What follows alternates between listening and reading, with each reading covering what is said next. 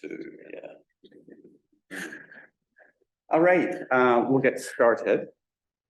I'm assuming everyone online can hear me. Yay, thank you. So this is a quick info session about the Dalian New Colombo Plan project. So what are we planning to do? So the New Colombo Plan.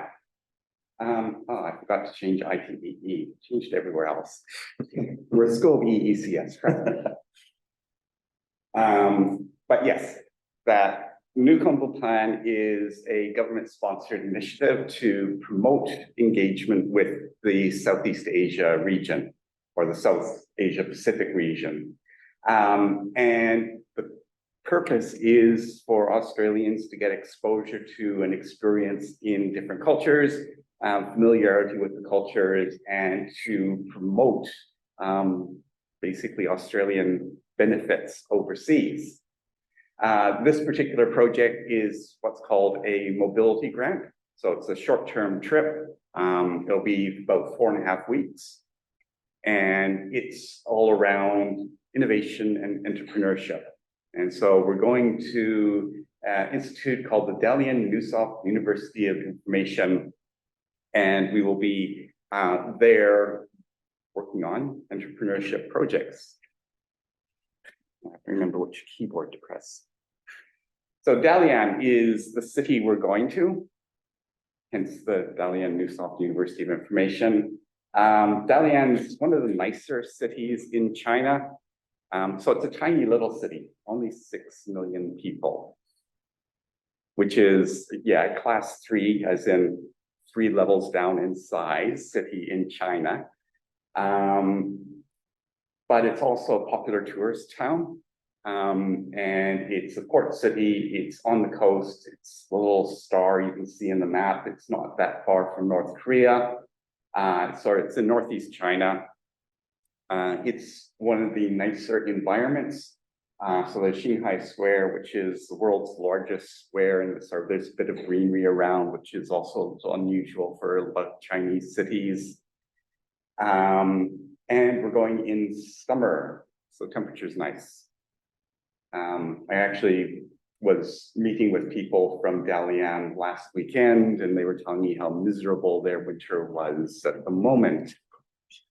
That's summer. So average temperatures are 24 to 30. So it's not quite a summer here, but humidity can be high. We've been there when it's been 34, so it can be almost like here as well. This Neusoft name comes in. So Neusoft is a large IT company in China. It's one of the largest IT companies in China. They've broadened themselves from just being an IT company. They do a lot of medical devices as well. They do services. They do education.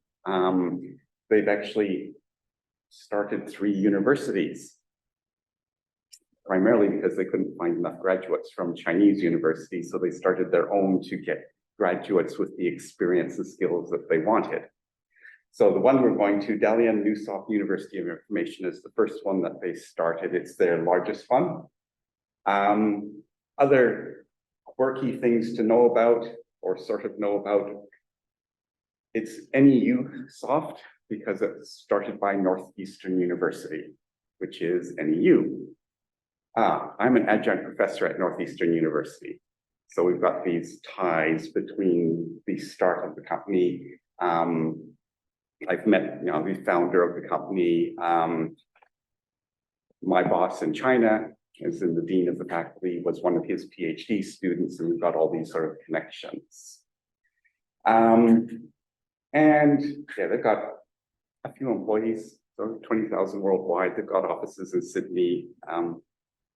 I think there's over 100 offices outside of China now. So that's sort of Neusoft. DNUI itself was founded in 2000. It's got about 15,000 students and a bit under 1,000 academic staff. The focus of what it offers is IT and management. And digital arts really is aligned with multimedia. So it's really aligned with IT, and liberal arts, which is aligned with sort of general studies. They have a School of Innovation and Entrepreneurship. And so that's where we link in, is with their School of Innovation and Entrepreneurship, looking at how we can learn entrepreneurship skills. So we've got the link with NEU and Newsoft through myself. We also have various research projects with Newsoft's Research and Development Department as well. And we've got exchange opportunities between DNUI and UQ. So the program is, how do I identify a potential opportunity? How do I take advantage of that? And then in that context, identify a possible opportunity, identify a market, identify a product, and then build an MVP, build a minimum viable product for that product, demonstrate that it is viable, and then put this case together. How do I turn this from there's a neat little bit of software to but if you give me money, I can make that into a real business. So that's what we're looking at. We're taking advantage of material that the School of Innovation and Entrepreneurship delivers at DNUI, and also our links with that.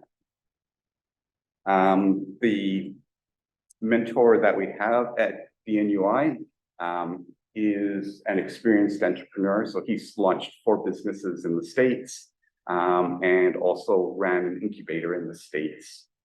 And then has gone back to China and is teaching entrepreneurship at DNUI. And the other side of it is I've been involved in 4 different startups as well. So I've been involved in then supporting you through this part of the project. So you'll get some training. It's going to look at, how do I identify an opportunity? And then how do I build a business case around that? And then how do I actually present that business case? How do I actually show people that I've got something of value here? And at the end of the project, you'll do a final presentation, which is really a pitch. Here is our brilliant idea and why you should give us X amount of money to turn it into a business. So last year we did that. We streamed it on Douyin, which is their TikTok.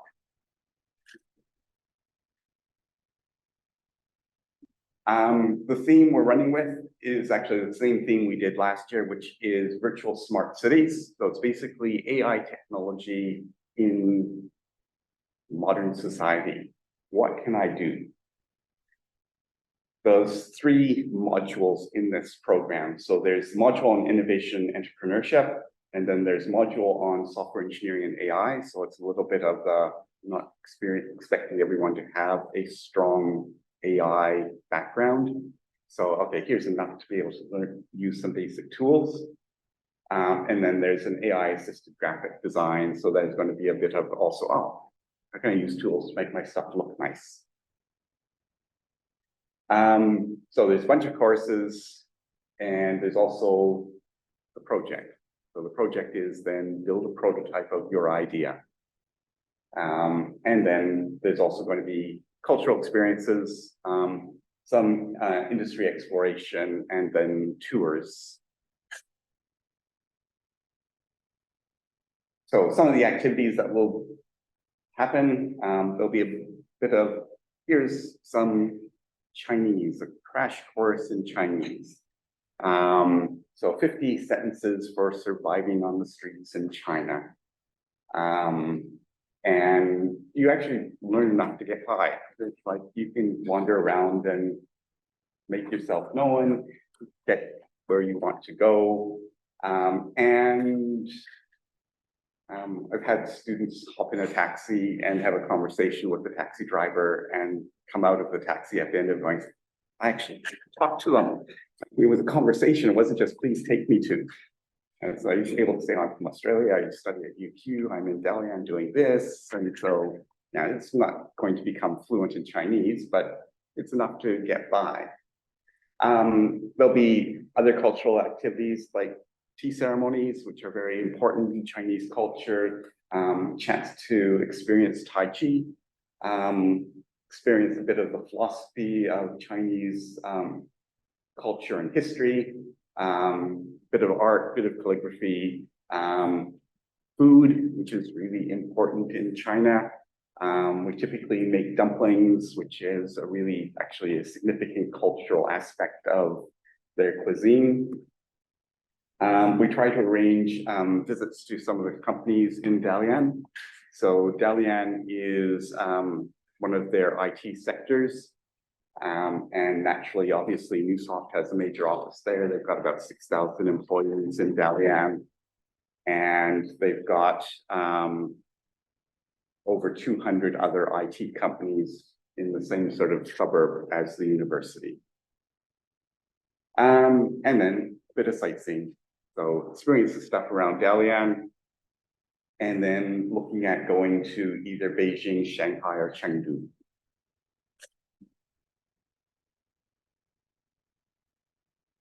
And just some snaps. So first, top left this was the classroom working on projects, and then some calligraphy, visiting one of their exhibition centers, visiting the original Imperial Palace. So there's actually 2 Imperial Palaces in China. You just only hear about the Forbidden City. But there's the original one, which is in Shenyang, which is fairly close to Dalian.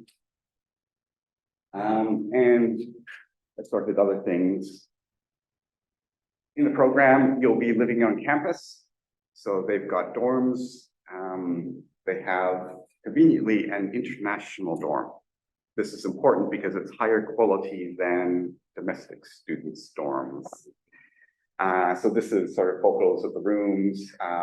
So typical Chinese students' dorm room would be the same size, but 4 people, so 2 bunk beds rather than 2 single beds. There's a little bit of desk space, obviously hot water. There's the canteen on campus for getting food, which is really quite cheap. Food in China in general is cheap. The canteen is really cheap. There's a gym and assorted other things. So as I said, we're considering different options in a trip somewhere outside of Dalian. So one of them would be to go to Beijing. So obviously Beijing is the capital, all the stuff around the capital. There's Tiananmen Square, which is famous for various historical reasons. There's the big Imperial Palace, the Forbidden City. There's the Summer Palace. There's the Olympic Park from 2008. There's going to some of the hutongs, which is their sort of old style street vendors and that, going to some of the museums, going to the Temple of Heaven. Another option would be go to Shanghai. So there's Yu Garden, there's the Bund, which is the river stretch, and all of the trading environment. There's all the modern architecture, there's the City of God Temple, there's Disneyland. There's Xintiandi and Tianxianyi, there's the financial district, and there's the Pearl Tower. So there's sort of a bit more of modern culture in Shanghai. Beijing, there's modern culture plus the history as well. Chengdu is then South China. So Beijing, North China, Shanghai, Central China, Chengdu, South China. It's famous for giant pandas. So you get to go visit the breeding research center, see the giant pandas.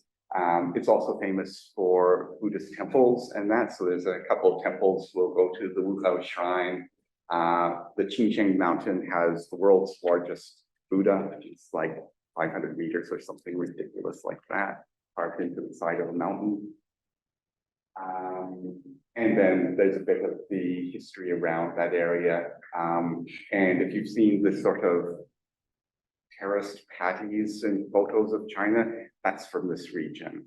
So there's a bit of that sort of historical agricultural environment. So we're looking at those as 3 options. So question. Which one would you like? We can only go to one, or you take more time, you can go to more than one of these, but we will only take you to one of them. Shanghai is going to cost about $400 to $600 more, and Chengdu $500 to $700 more than if we went to Beijing. So they're further away, so they're more expensive both in travel, and Beijing has the advantage of it's the capital and we finish the trip in Beijing, so it's also the cheapest place to leave China from for your return flights. That's part of why Beijing is a little cheaper. How do you plan on doing the flights? Will it be a group booking or a funding release? So we'll release funding and you Okay, can then right. book your own tickets. Yeah, so it's just thinking, I know there's a few flights that go through Shanghai.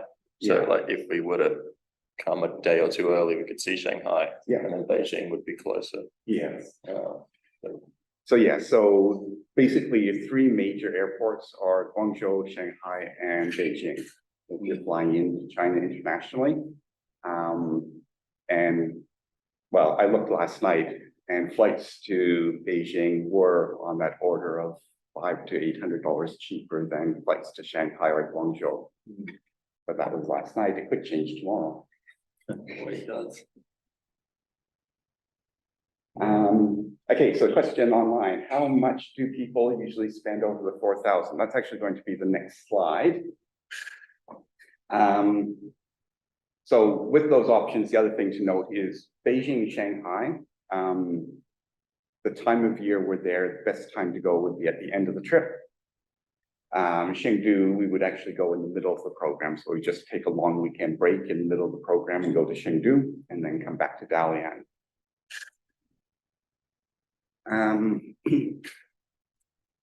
Oops, that's not the next slide. Mesham's the next slide. So how much do people spend? There is a slide eventually that covers that, but guesstimating around $1,500 above the $4,000 grant. As sort of a ballpark figure to think about as far as costs go. Any other questions or comments? That includes the course of the price of taking the course, like the UQ course fee. And that doesn't include the UQ course fee, no. Right, would the costs cover like flight costs or just the stay? So that $1,500 above the 4,000 is including your flight costs. So we have to, okay. So you have to pay for your flight. So what we'll do is we'll give you the $4,000 and say you have to have a flight that arrives by this time and departs after this time.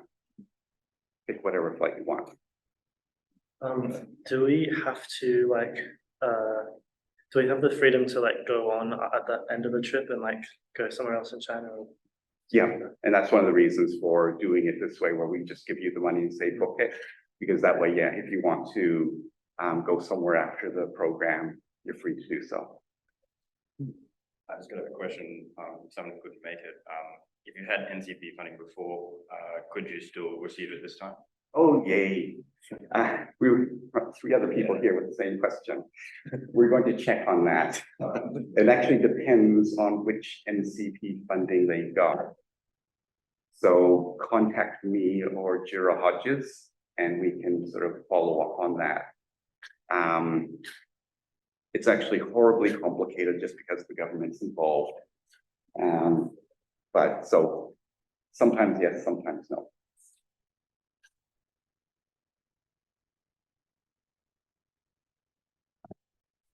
Okay, Masham. Okay. Hi guys, I'm Asham. I went on the DNUI trip last year and I had $3,000 of funding. So first of all, you guys are lucky you have an extra $1,000. And this is basically a personal memoir on the newcomer plan by me.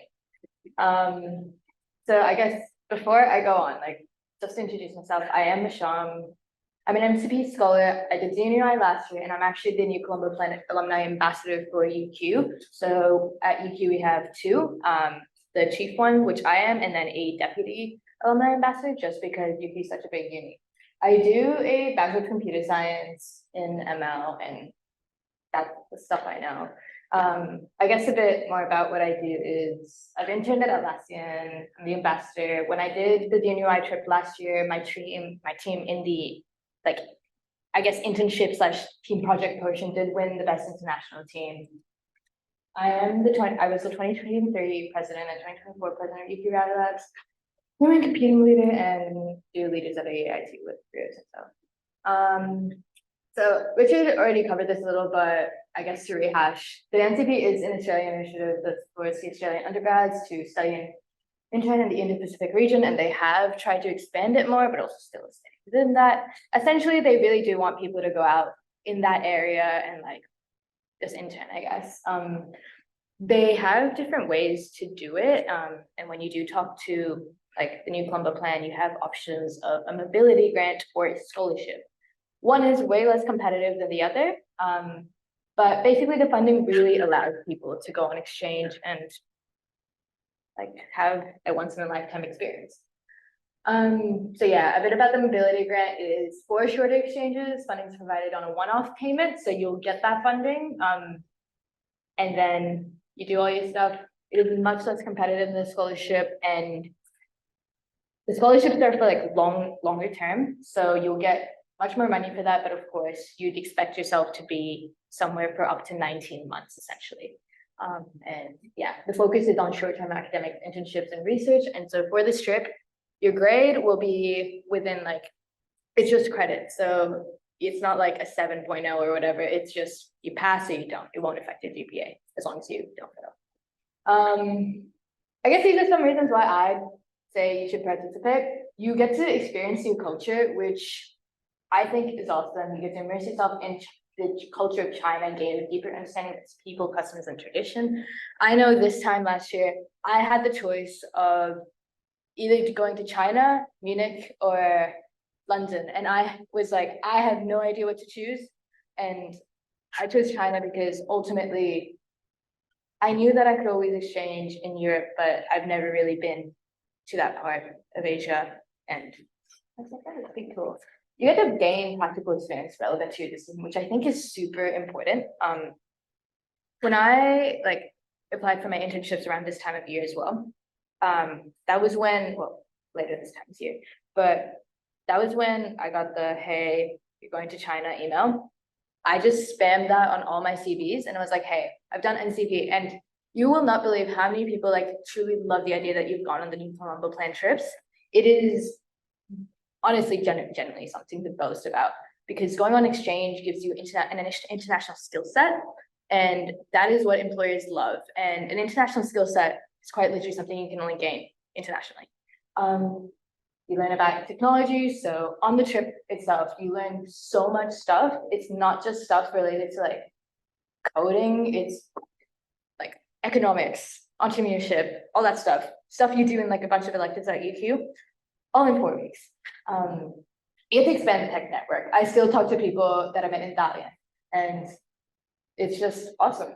You get to travel and explore. So you're not only going to be grinding away at this like little project all the time. Of course, try to, but that's an option. And last but not least, I am a computer science student, so I don't know too much about the hours, but I know you can get professional practice hours if you're an engineering student. That's something. Internships. So there's a few components to the actual trip that I like think were the main parts. The first one is the actual group project. So on my trip, I went to Dalian for 4 weeks and then Beijing for like 4 days or something. This internship, basically, you get you like choose a group essentially, and you work on it for the entire trip. You choose an idea. My group, we chose an idea that we were inspired by based on our like general experiences walking around the city of Dalian. And with that being said, we did work quite hard on it, and then got to where we were at the end of the trip. You gain a lot of valuable collaborative experience as well. So with us, it was 4 UQ students, and then the DNUI students, they actually have volunteers from the school that actually go part of your program. So you get to be in class with these DNUI students and talk to them or whatever, and they all have experience in something. So some of them might be software engineering, some of them quite literally might be commerce. You don't know that, but all those diverse degrees are like vital to basically creating this group that you'll make a project with. Yeah, and it enhance my understanding of the challenges. This like group project, think of it as a capstone project, but like super accelerated, just like DECA 3801, but so that small period of time. Yeah, so this is my group. So as you can see, so us four on the left, we were UQ students, and the DNUI students on the right, 3 students. I will say as well, the gender diversity from the UQ side last year was 22 students and 20 were male. So that is also something crazy. So if you know any girls, I'd love for more girls to go on this trip, because I was just happy I had one girl, but it was nice to have DNUI students because that helped the numbers. The culture and tourism part. So we did a lot of stuff. So but if you do decide to go through with the trip, you get a chunky program schedule. And so for me, I think every Sunday for us was just like a free day, but we always had like something to do. So it's not always a full day of class. Maybe it's like a half day of class and you go like, I don't know, to a temple or something. But they're all really cool. And we get to do so much. So we went to temples, museums, ancient cities. And when you do like, I guess, finished class time, Didi, like the app Didi, that was like our like forefront to going anywhere. If you wanted to go somewhere, airport was like 40 minutes away. If you wanted to go to the airport via Didi, that's a $5 trip.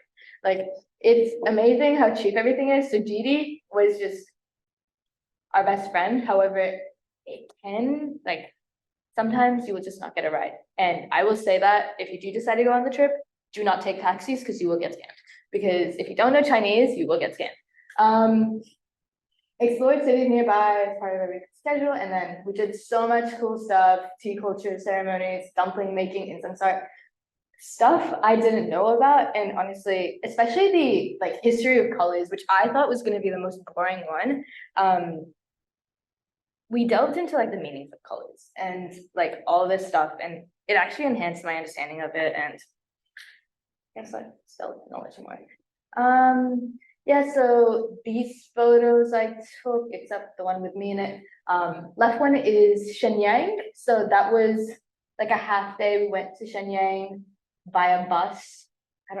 Was it bus? Oh no, by train, sorry, bullet train. The bullet trains are really good there. And Shenyang, the bottom one is actually in Dalian. This is like the bridge behind it. It's like a super long bridge.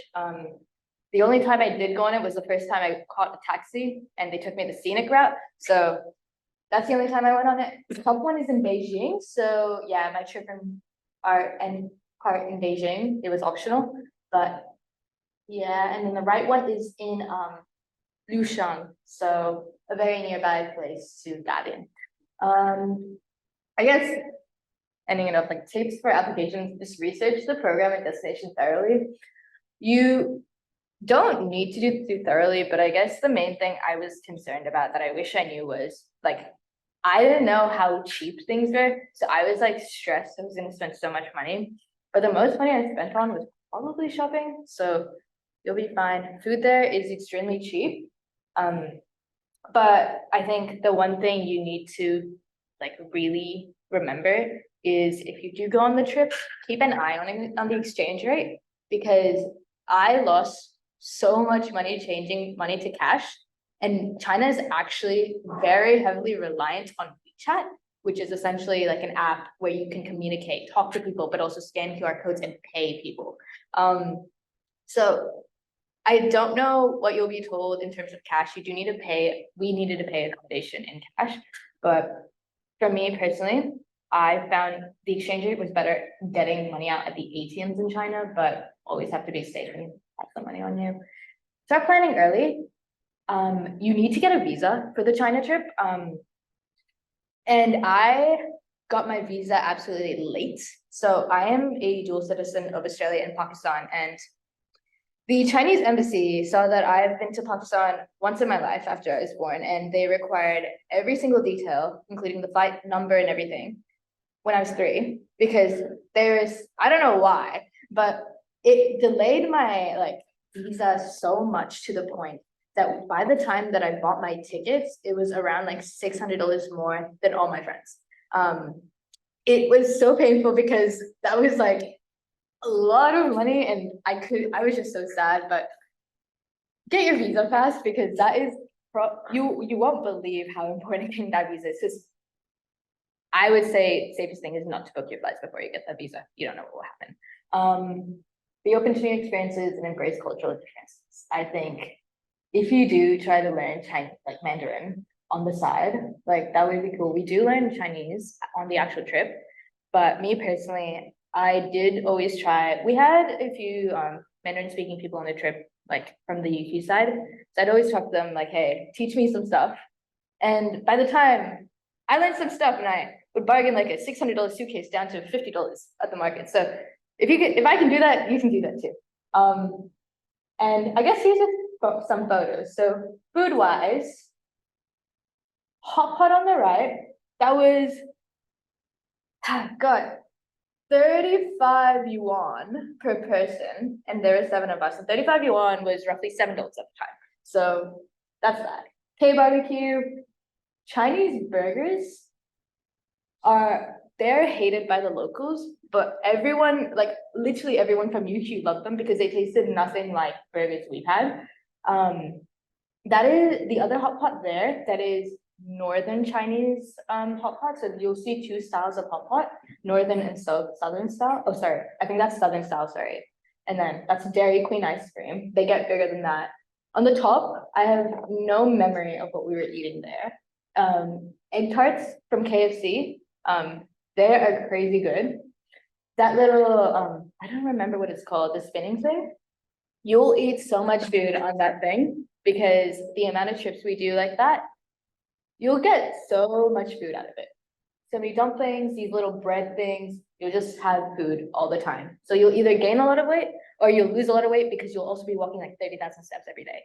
And that is like some noodle thing. Next, yeah, I guess it's studies with friends, escape rooms, go-karting. Go-karting outdoors is incredible in China. If someone's birthday is happening, get birthday cakes. They're also $5. Great Wall of China, that's in Beijing. It's an incredible walk, but also I did not know how steep the stairs were. But yeah, and the bottom left is a place in Dalian. So there's actually a lot of Russian people in Dalian, and that place is like a Russian street. It's so interesting to me, but that's something. And then lastly, just some stuff. So there is this tunnel near the university, and it has these cars that have been there for I don't know how long.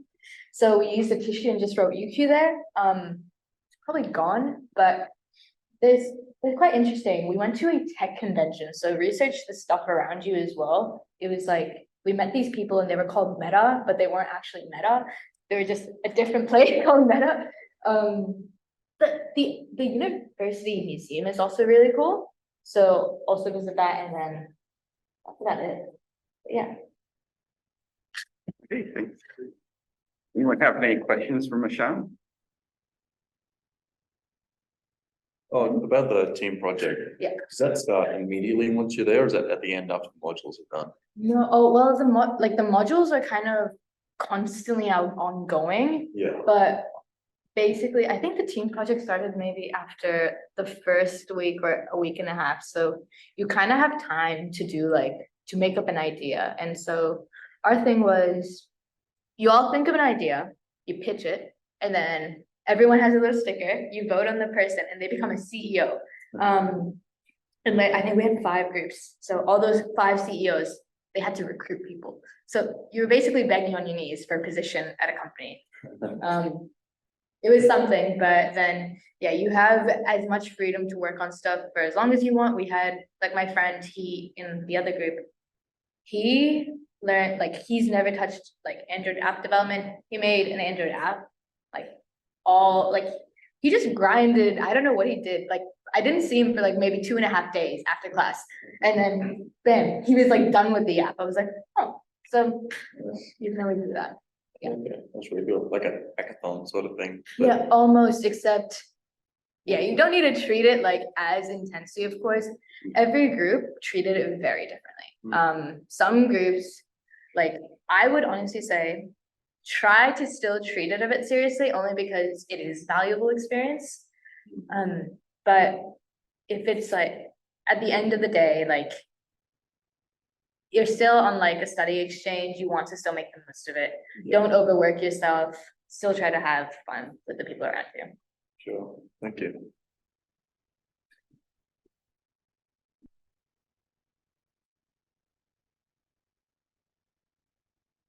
Okay, thank you.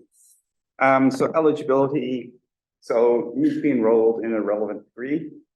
So that's basically any degree run through EECS, so computer science, information technology, software engineering, electrical engineering, or a Bachelor of Science, as long as it's a relevant major, so computer science, data science.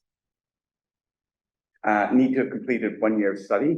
So we're actually going to be building software, so some skills, not expecting you to be sort of fourth year software engineers who've got lots of experience, but you've done a couple of software development courses preferably. Minimum GPA 4.5, need elective space. So part of our constraint is the New Colombo Plan requires that we give you credit for this. So you need elective space for this to fit in. And if you want to get the scholarship, you need to be an Australian citizen. If you want to pay the entire trip yourself, you're welcome to come along.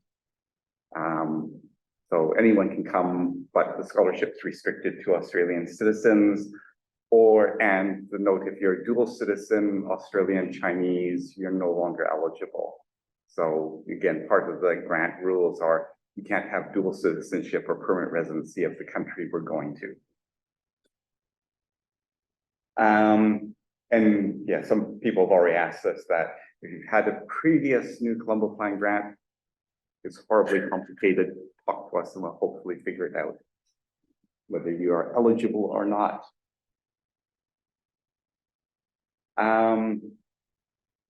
Selection criteria. So there's academic merit, but there's also your interest. So why do you want to go? What experience do you have or interest do you have in the whole idea of innovation and entrepreneurship? What experience do you have in software development and building systems? So that's both stuff at UQ and externally to UQ. So work experience or volunteer experience or internships, even projects that you've worked on with friends are all things that are relevant to sort of say that, yeah, I can actually do something useful.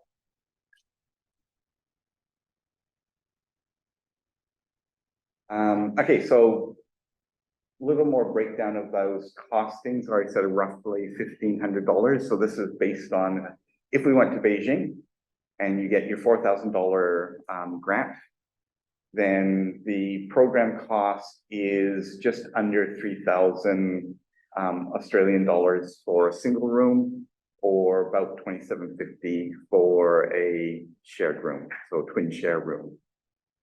So it's fixed at 13,500 RMB or 12,500 RMB. It's just the exchange rate is what it turns out to be exactly in Australian dollars at the time. So that program fee includes the actual fee for the program at DNUI. It includes your accommodation for the program, includes all the tours and cultural activities, includes pickup at the airport and all of those types of things. Doesn't include food. But as I said, food's cheap. So what you need to cover outside of the program fee is your flights to and from China. And it's such a wide range, and it's a guesstimate of what you'll actually end up paying. Depends on when you book and what's available at the time. Obviously, the sooner you book, the probably cheaper the flights will be. But that's sort of that range, 1,500 to 2,500, 500 say for food. As I said, it's cheap. You can get lots of meals for just a couple of dollars. And you'll need your visa, which is about 100 Australian dollars to get that. There is a consulate in Brisbane, so actually getting it is painful bureaucracy, but at least you don't have to go to Sydney or Melbourne like we had problems with taking students to Vietnam. What's the time frame generally for someone without a dual citizenship? So, Okay, right. so from actually submitting your application in the office, so you have to submit it in person. So from submitting in the office to receiving it, 4 days. Oh, right. And if you pay, it can be overnight. But yeah, it's that part's fast. You have to make a booking. Last year, this time, you sometimes found that you had to make a booking and you couldn't get a booking for 3 or 4 weeks. So again, it's once you know that you've been accepted and are going, make your booking for your visa as soon as possible. And then you get your visa and then you can book your flights. And as Masham said, safest book flights after you've got your visa, because if they, for whatever reason, say no, you don't have flights sitting there that you can't use anymore. And then, as I said in the previous slide, say add 500 plus if we went to Shanghai, add 600-700 plus if we went to Chengdu. And part of that is the cost of going from Dalian to Beijing. We can take the high-speed train and it's cheap. Going from Dalian to Shanghai or Chengdu, we'll probably have to fly. It's not hideously expensive, but it's a lot more than the train. And if you're departing from China out of Beijing, flights are cheaper than if you depart from Shanghai or Dalian. So that's sort of bits about the cost. Obviously, you need an Australian passport. Oh, a passport. If you're traveling on the scholarship, you need an Australian passport. It's actually a requirement, even if you are a dual citizen, that if you've got a scholarship, you must travel on your Australian passport. It must be valid for 6 months from the date you plan to depart China. So just make sure it's valid for the right period of time. We want to know that you've got that, so we want to see a copy of your passport by the 8th of April so that we know that yes, you've accepted, yes, you've got a valid passport. So if you don't have a passport, please actually apply now. It can take a while to process for your passport, particularly if you've never had one before. It can be really quick if you've had a previous passport and you just apply and it can turn around in less than 2 weeks. But it can be up to 8 weeks. And there is an express service if you actually needed to do that. And then, yeah, that if you sort of delay getting a passport, then you can't apply for your visa until you've got a passport. And then if that takes a few weeks to get an appointment, you may end up running out of time to put it all together. So important dates. We've got another information session on 13th of March. Applications close 17th of March. So we will let people know the 25th of March, and we need your acceptance by the 5th of April. Oh, I've messed up my dates there. It was 8th of April for your passports. And we really want you to have your visa by the 29th of April, if at all possible, but sort of, if you've got it by the end of April, that still gives you May to organize flights. Program dates are roughly 16th of June to 16th of July. So 16th of June is the Sunday after the end of exams. That's sort of, you can fly out Saturday night or Sunday morning. And then that gets you in Dalian sometime on Sunday, and then the program in Dalian starts on the Monday. They need to be there sometime Sunday. And then 16th of July would be at the end of the trip to say Beijing or Shanghai. And then, as we said, if you want to then go somewhere else afterward, that's fine. And you'll need to enroll in Comp 3880, or if you're a Bachelor of Science student, you may have to do Sci 3050 instead. Michelle mentioned the scholarship program, so it is generous, but it is also assuming you're going to be away for minimum 6 months. So you're doing an exchange somewhere or an internship somewhere. So it's going to be a significant period of time. It's quite prestigious. There's very few of them. So I think like we had 10 recipients in UQ last year, whereas we took hundreds of NCP students on mobility grants last year.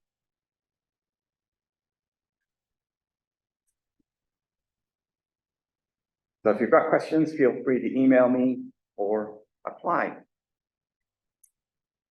Any other questions? Can we find the slides? So I'll get the marketing people to put the slides up on the information page.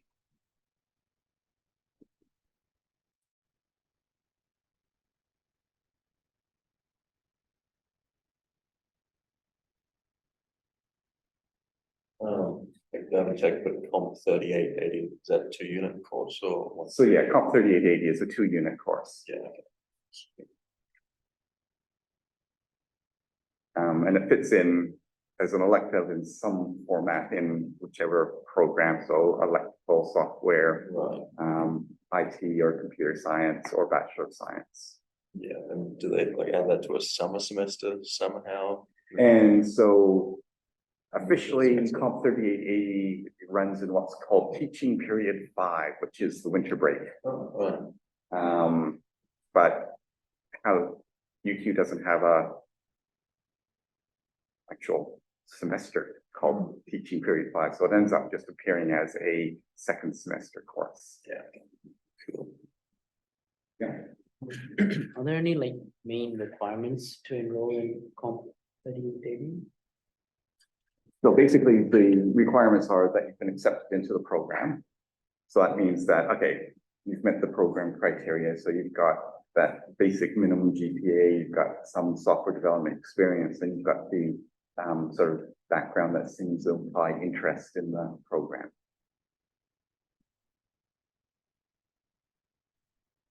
How about if you just added a dual degree onto your course and your GPA is reset to 0? Oh, goodness, yes. So if you, yeah, that happens, send me what your GPA was. So that we can then make an intelligent decision rather than, oh, it's 0. That's what we need to do. Good.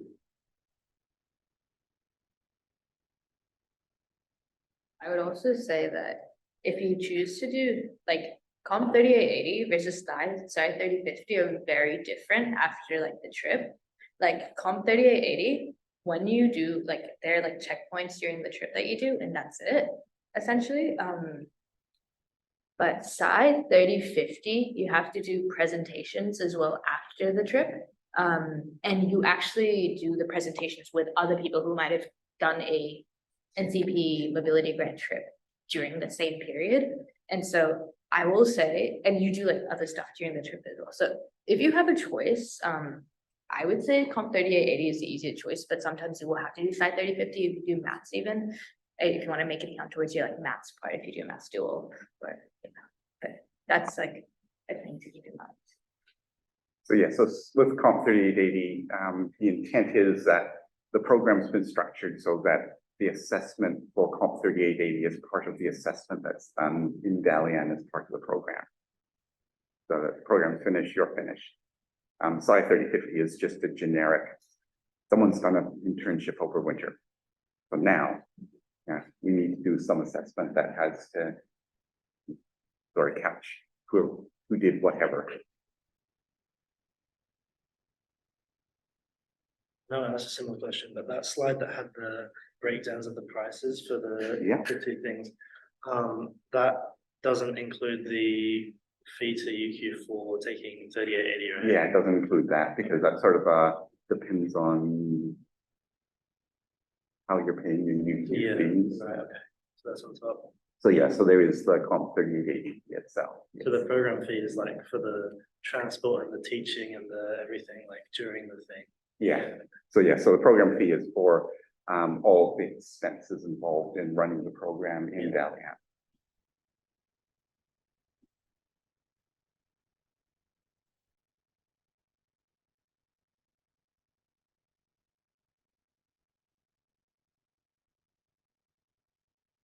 Again, anyone have any thoughts on Beijing, Shanghai, Chengdu? I'm probably leaning towards Beijing, like for the cultural side of things. Yeah, I was thinking that. Beijing. It'd be cool to go to the capital city of the country we're visiting. Beijing does seem the most. And it's more convenient. Yes, it's a little more convenient as well.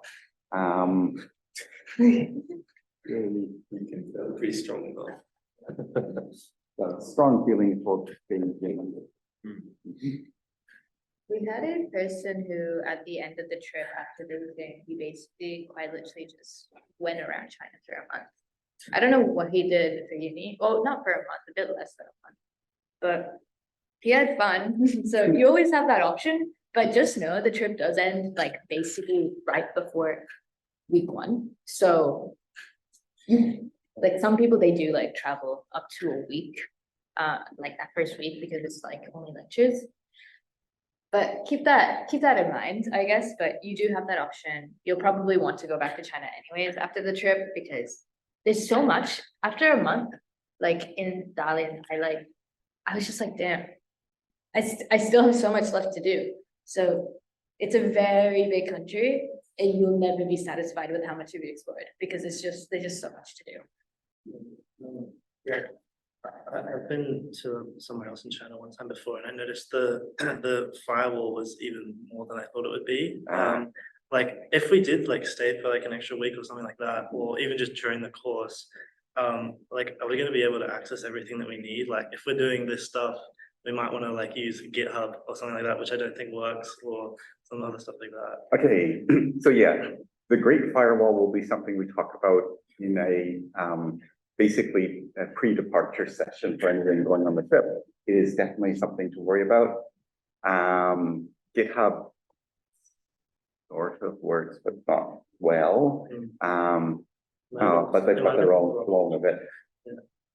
And no YouTube, or is it? No YouTube, yeah. Oh. I mean, for GitHub, there is, when we worked on the project, there's an actual Chinese equivalent that all the students know, which is called Gitee, which is GITEE.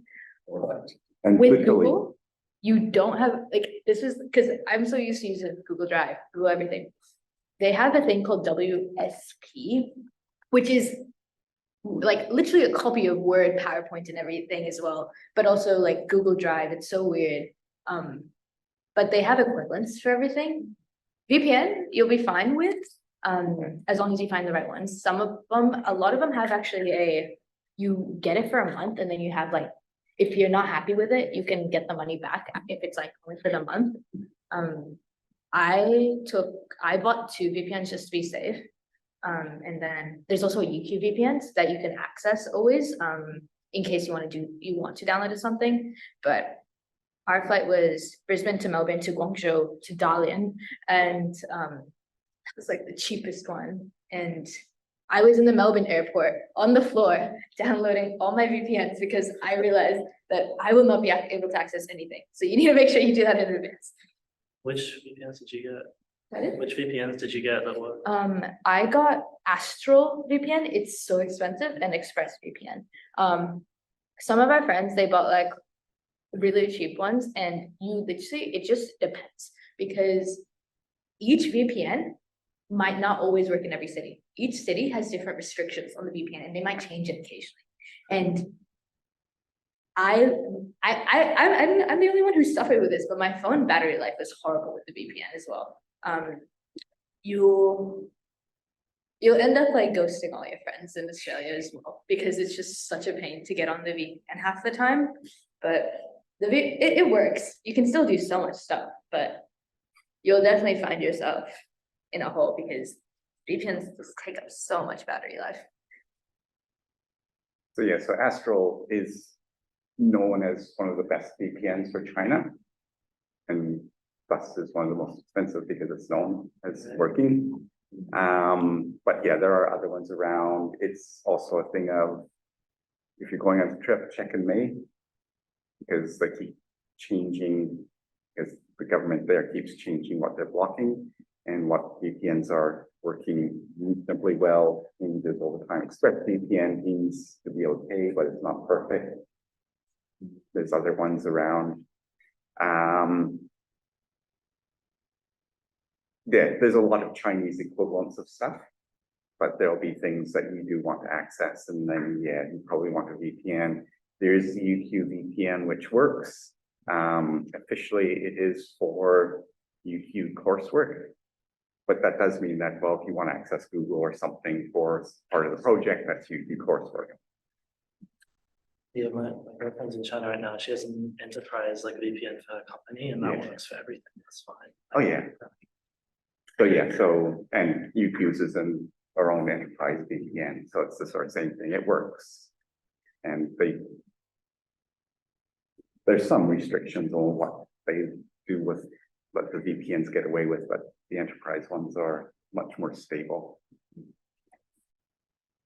Oh, yeah, and because you'll be away in the winter, you will need to access the UQ website because you will need to do your timetables. So it's kind of like you're forced to do that. That you don't have a choice unless you really don't like care about your timetable, I guess. But Like SIM cards and things a messy process, or can you buy them over there? So you can buy them over there. So typically it's the students that are in your team sort of, well, let's go get some cards.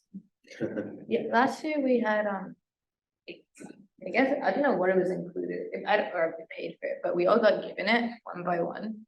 It was like a little process.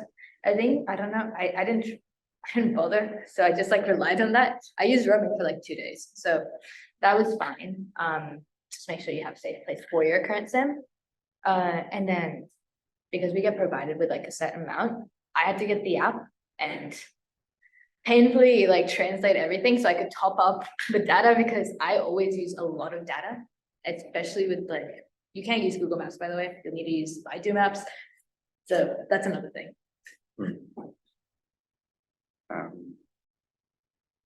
So yeah, so SIM cards are cheap. So I've got just a permanent SIM card because I'm back and forth to China a lot. It's $4 a month. That's 5 gigabytes of data and unlimited phone calls and all that type of stuff. So SIM cards are cheap. Yes, they're relatively easy to organize. You pick them up at the airport. That's the most expensive option. But yeah, VNUI has always organized that for students. So you arrive and in the first day or two, organize a SIM card.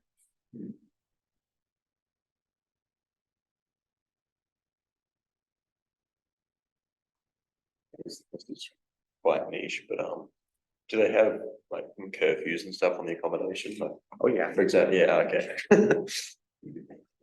So yeah, I can tell you more about that, but yeah, 11 p.m. is a curfew. Oh, Okay, that's yeah, that's at the end of fantastic. the year it was 8:30. And yes, they do literally lock the doors and they chain it from the inside. So it's not a case of you can use your key to get in. Noted. 11:30, that's fine. Yeah. Fantastic. We did have, it was like, because you have your building that everyone's in, like our building had 5 levels and only like 1.5 of them were occupied, so it was a building with just us. But at the bottom you have like an uncle, we call him Shushu, and we had 2. One was like basically the nice one was like the mean one, and one of them closed the doors like 2 hours before curfew, so, or like an hour, so you'd always have to like remember who you saw in the morning to be like, I need to get home before this. Now, I will say that you can, like, if you absolutely do not make by curfew, like you can knock on their little window because they literally sleep there and then they open it up for you, but they, if you get the bad uncle and you come home after curfew, he'll be mad, but he'll open it for you. But he might be in his underwear as well, so that's That sounds really specific. a couple times. So you just have to remember that because I remember we had to like, because it's a really big campus. The class, we were in a building called Sobo and the dorms. This is like one campus, it's not separate. I remember it took me like 30 minutes to walk from the dorms to the building, like for class sometimes. Eventually I got a little faster, but like that's how you really get your steps up. Like we had students that would order taxis to the dorm to get to the class, just because that was like, because it's so hot in the summer. That's just what people do. But because of that, the entire area is like gated. You have to carry around, like sometimes they won't let you into campus if you don't have your own, you get issued like a temporary ID. So you have to carry that around because once me and my friends, we were just trying to come back in the middle of the day after lunch. And I had my like little paper ID, but they all forgot theirs. And it was only because I had my paper ID we could get back on campus. So you have to like remember the little things because when they lock those gates, it's over. You can still jump over the gate, but like if it's during the day, it's ideal not to. Yeah, right. We had a very, very similar situation. Yeah, except with a lot more razor wire. It was not a joke. Yeah, we had no wire, thankfully, but Thank you.